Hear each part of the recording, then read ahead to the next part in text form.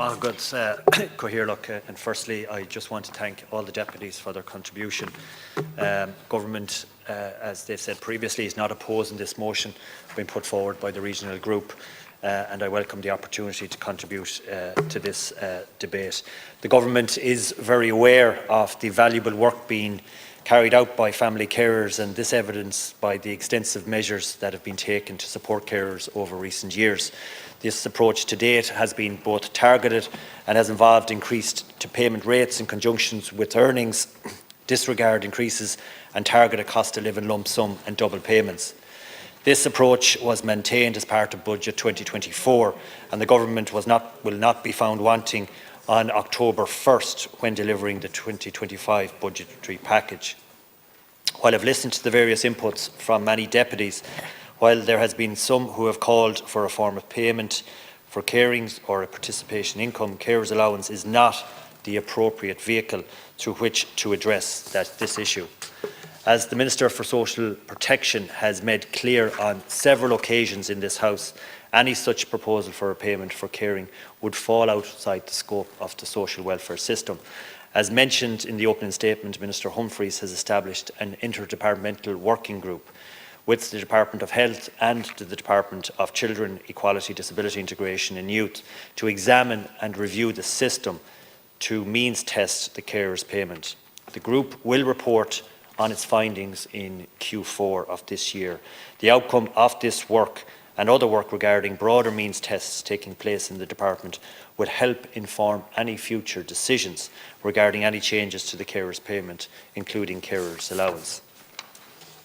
It is also important to acknowledge that there are a range of other supports for carers provided by the Department of Social Protection which are not means tested on a means assessment, such as the Carers Support Grant, Carers Benefit and the Domiciliary Carers Allowance.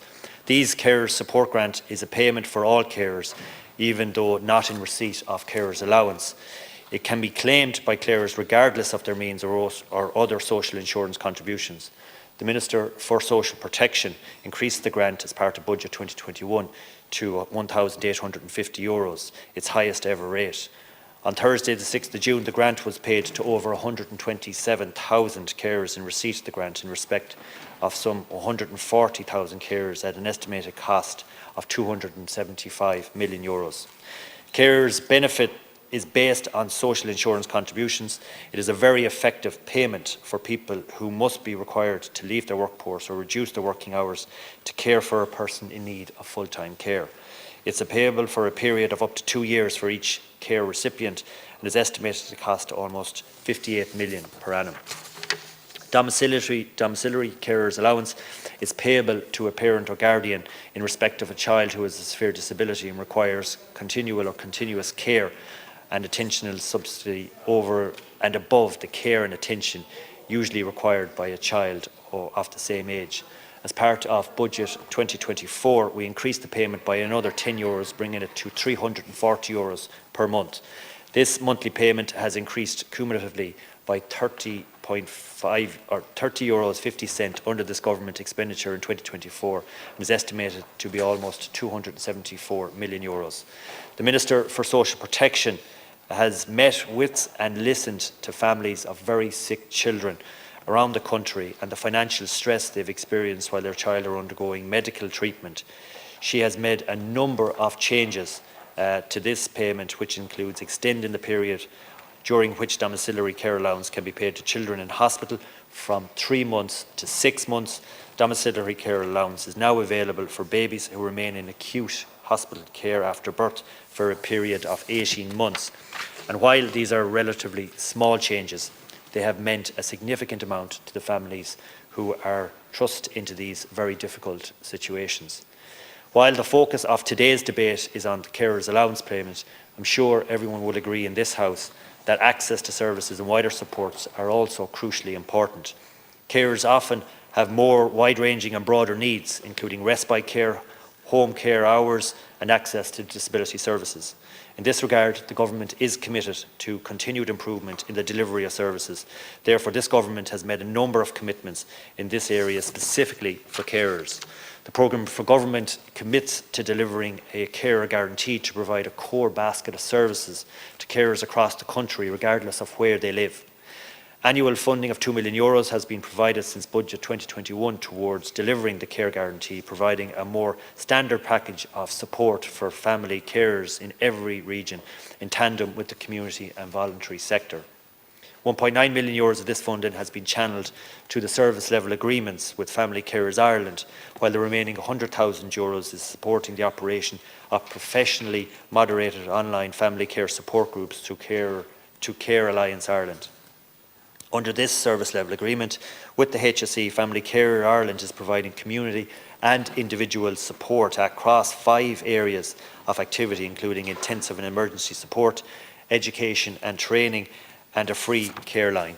The Programme for Government also commits to extending free GP care to carers in receipt of the Carers Support Grant, and since September 2018, individuals in receipt of either a full or half-time carers allowance or carers benefits are automatically eligible for a GP visit card. As of the 1st of July 2024, over 7,407 persons in receipt of either full or half-time carers allowance or carers benefit have GP visit card eligibility. More than 2 million people, or over 40% of the population, currently have access to free GP care through either the medical or GP visit card. On respite care is certainly a vital tool to support carers.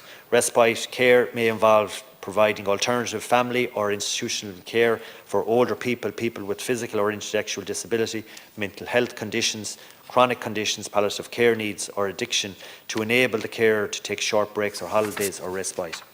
It is recognised that family individuals have different needs, and therefore investment in a range of respite options is required.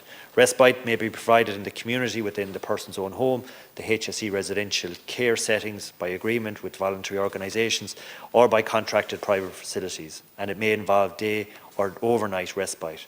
Over €62 million in funding has been provided annually to provide respite-based beds in older people's services, and in 2023 respite was provided to approximately 9,200 older people. In relation to today's debate and on competing demands, as previously said, the Government has and continues to work to improve supports for carers and those they care for. However, there are a lot of competing demands across government, particularly at budget time, which means it is not always possible to do all things we would like to. Maintaining social welfare rates at the adequate rate within the fiscal resources available to government is an ongoing process and is guided by evidence on supporting those most in need. The priority is to support people trying to make ends meet and to support the most vulnerable in our society.